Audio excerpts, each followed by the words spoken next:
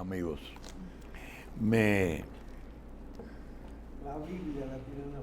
dicen a veces, inclusive he recibido ofertas de compra sobre estos 16 libros que desde el año 2002 estoy recibiendo de un amigo que recibe dos. Eran libros. Esa es una editora inglesa que edita agendas. Y esta es una agenda que tiene una particularidad. Es 8:30 por 13 y tiene 2 páginas por día. Esos llegaron siendo libros o agendas y terminaron siendo códices. ¿Verdad? Libros récord, ¿tú te acuerdas? Sí. Pero lo que quiero decir es códice. Que ahí más o menos se resume algunas de las cosas que se van a decir y otras de las que se dicen. Y yo tengo aquí, de las participaciones de José, algunas que traigo para que él nos hable de ellas y otras que él menciona, pero que yo no he podido descifrar la importancia. Por ejemplo, la palabra Brexit, que él dice es Britannic, salida del gobierno británico de la Unión Europea. Eso es lo único que tengo claro de lo que José nos explicó. Pero él dijo, la derrota más grande del imperio inglés va a ser la salida de la Unión Europea. Entonces, para terminar eso y yo ver si yo borro, la quedada, como quiera. A ver si yo borro esa palabrita. José, ¿por qué es tan importante el Brexit para los ingleses? Mira, el Brexit liquida el imperio financiero de los ingleses. La sede de las finanzas mundiales desde la guerra napoleónica está en Londres. Tanto que cuando los americanos ganaron la Segunda Guerra Mundial se proclamaron los dueños de la moneda mundial. Hubo que meter un banquero inglés ahí. ¿Meter? Un banquero inglés entre los 12 o 14 que componen la Reserva Federal Americana, los que emiten la moneda americana. ¿De quien ellos se independizaron? Sí. Tuvieron que meter entonces a esa familia inglesa, señor, famosa. La misma que surgió de la guerra napoleónica. Sí, seguro. De manera que eso no... Y ya se han ido los banqueros de Francia, ya se fueron. Ellos se pueden quedar en la Unión Europea, pero ya se fueron. ¿Para dónde? A Frankfurt, a París, a Madrid.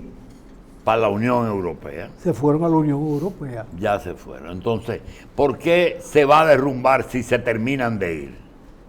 Porque el imperio inglés era esto. ¿Es? El imperio inglés está basado en eso. Está basado en las finanzas. Bien, punto. Pero además, los 4 países que definen a Inglaterra, de los 4 países, hay uno que es Irlanda, que se quedó fuera, que vota en contra. Siempre estuvo en contra. Siempre estuvo en contra del criterio mayoritario, ligeramente, de salir de la Unión Europea. Entonces eso implica crear fronteras entre ellos. Bien. Segundo punto, España, Cataluña y unas benditas elecciones que tiene España creo que esta semana. Bueno, Cataluña tiene la decisión, vuelve. Pero ¿alguna vez ha sido libre Cataluña? Nunca. Entonces, ¿por qué están luchando? Por la libertad. Nunca fueron. Bueno, pero porque Francia se la cogió una vez y España se la devolvió. O se la devolvió a España. ¿Y qué es lo que van a elegir esta semana? Bueno, van a elegir un parlamento con una votación. ¿Con el presidente? Sí, van a elegir el parlamento. El parlamento elige el presidente. El parlamento elige el presidente. ¿Y por qué fue tan fácil salir del anterior? Y poner a este señor que no se sabe. El anterior salió porque ya no daba más. ¿No? No daba más. Sencillamente se había gastado en el poder y volvió a ser agente tributario. Es un tributario. ¿Y no se va a postular? A postular.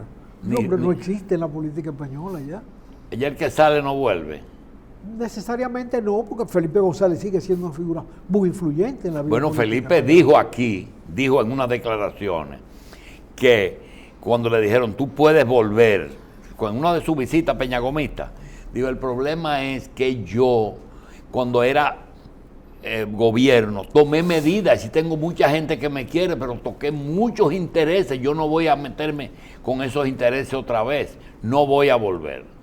Ahora, Rodríguez Zapatero, señor,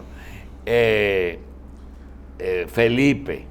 Es decir, esa gente no vuelven ya. No, El que mueve la articulación superior. ¿Cómo que se llama? Aznar. Aznar, que mueve la de arriba. El único que mueve, en vez de la quija, mueve la cabeza. Ajá. La quija se queda bajita. La quija quieta, Sí, sí, quieta. la cabeza sube. La cabeza que mueve. Está Sí. bien. Ese tampoco. Tampoco nadie, ninguno de esos. Entonces, todos son jóvenes. Ahora hay una promoción en todos los partidos. Pero fíjate que las mayorías se van a constituir, la mayoría se va a constituir con el voto decisivo catalán, que es lo que ha pasado en toda la historia post-franquista. Fíjate, los catalanes y su independentismo cogieron una vía distinta a los vascos. Los vascos cogieron la bomba y la matar gente y cosas, y fracasaron. Los catalanes siempre han definido las mayorías. El Partido Nacionalista Catalán, no recuerdo cómo se llama, el nacionalismo catalán, con Pujol, con todos sus líderes, había uno que era diquero, el primero era diquero, no recuerdo cómo se llamaba. Todos ladrones, todo ha quedado demostrado. Cobraron cara la precaria mayoría de los gobiernos de izquierda, sin ser ellos de izquierda, ni mucho menos, porque el nacionalismo es la expresión más grosera del derechismo. De un mundo que va a la integración por su propio desarrollo. El ser independentista es una aberración. Ser nacionalista es una aberración. Es una cosa fuera de tiempo. Lo que eso es la dispersión. Cuando el mundo va a la integración, tú no puedes ir a la dispersión. Bueno, de todas maneras, los catalanes han vendido cara a su dependencia. Bien. Su permanencia en el gobierno. Las últimas encuestas, el PSOE puede mantener el poder. Pero necesita, las mayorías decisivas no lo tiene. 170 y pico de votos no lo tiene. José, Necesita un pedacito que se lo da a los catalanes. José, Y por eso han sido tan cuidadosos del manejo del problema catalán. me da la sensación de que cuando un gobierno se forma, como que los presidentes buscan, o los equipos que conforman y asesoran presidentes, colaboradores que tengan nombres que tienen que ver con el cargo. Por ejemplo, si tú revisas el balazo que le dieron a Ronald Reagan, ve que su vocero se llamaba Speaks. Se llamaba vocero. Speaks. Por eso lo pusieron. Salvador Jorge Bueno, Blanco. como que ya ves que Corporán puso a la calle triste. La calle triste de jefe de la basura. No, de la basura no, de los bacheos. Ah, de los bacheos. Sí. Sí. A Camboya entero. A Camboya entero. Exactamente. Del bacheo. El speaker. El Y speaker. Balaguer puso a Pérez Reyes de Aviación Civil. Exactamente. Y Jorge Blanque puso a Dorín en Relaciones Públicas. Dorín Cabrera. Y ahora resulta que este hombre se ha buscado un nombre de que Pompeo. Pompeo dice la sandez más grande que hay en el mundo, es decir, se acerca el momento final de cualquier cosa, ¿verdad? De Venezuela. De Venezuela. Bueno, se acerca el momento final de todo. Sí. Pero hay momentos finales que no llegan nunca, el de los Castro. Pero Deseos. Doctor, eso Lleva no se acaba. 60 años. Fidel se murió. Raúl, el pobre diablito, que han dicho de todo, gobernó 10 años y pico y nadie le hizo caso. Y todavía está mandando. Y ahora tiene un títere ahí que nadie se hace con el nombre Ni de él. sabe quién es. Y el que gobierna es un yerno de él. En Y Miami el Raúl decían el que los gobierna. cubanos, ¿Eh? Sí. en Miami decían los cubanos, en los 60 Fidel revienta, en los 70 Fidel revienta, en los Oye, a 80 los españoles los Doctor. relajaban, los españoles republicanos. Y que tenían este dedo más Pero- corto. Porque decían, este año se acaba. Y Pero- nada más duró menos de 30. En duró diciembre del exilio se felicitaba diciendo que este año sea el último año de Trujillo. Pasaron 30 años abrazándose en diciembre. Sí. Hasta que Estados Unidos le entregó en Wimpy unas armas y se acabó el juego. Mira, Mire que nombraron a Condoleezza Rice, pero esa no se condoló con nadie tampoco. Condoleezza. Bueno, señores, un amigo que yo quiero mucho, ayer puso un tweet, ¿qué se llama? Un tweet. Sí. Un tuit. Celebrando que los trabajadores de Punta Catalina no habían aceptado. Y yo digo, pero ven acá. y díselo a José, digo yo, pero ven acá, pero es que José no está contento. José ha dicho, yo estoy con que se termine, lo que no estoy yo con otras cosas. Y ha señalado la diferencia del que tiene con Punta Catalina.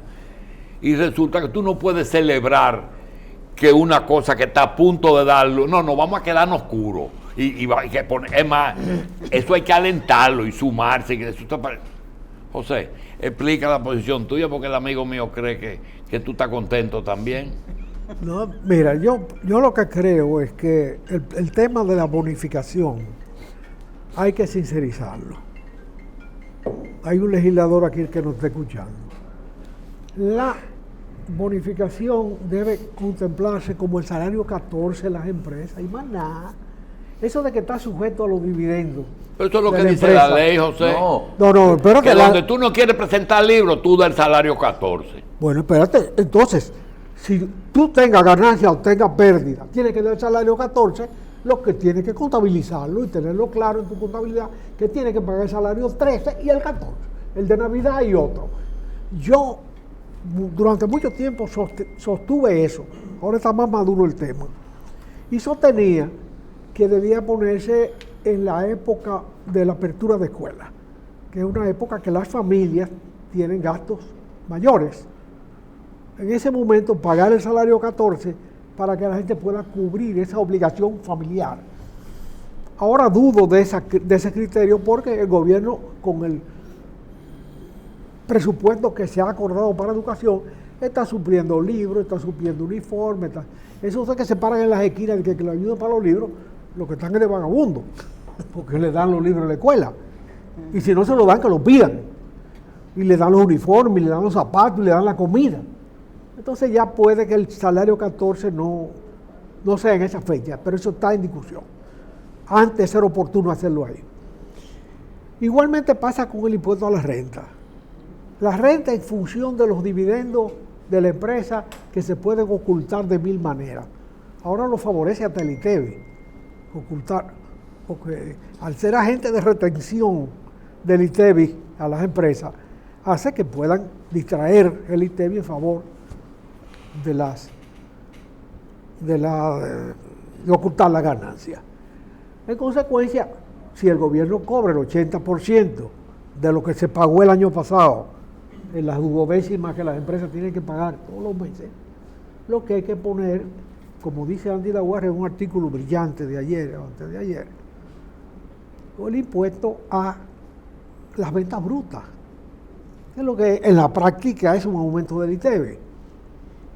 Pero, en definitiva, es más fácil identificar la operación de una empresa a través de la venta bruta que a través de la ganancia que ya se puede manejar de mil maneras.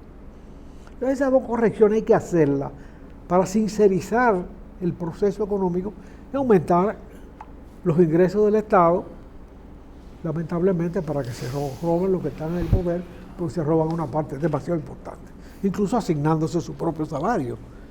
Eso de que los supervisores de los sistemas, de los distintos sistemas, llámese telefónico, llámese bancario, llámese médico, llámese seguridad social, se fijen ellos mismos su sueldo, eso a mí me parece una grosería. Bien.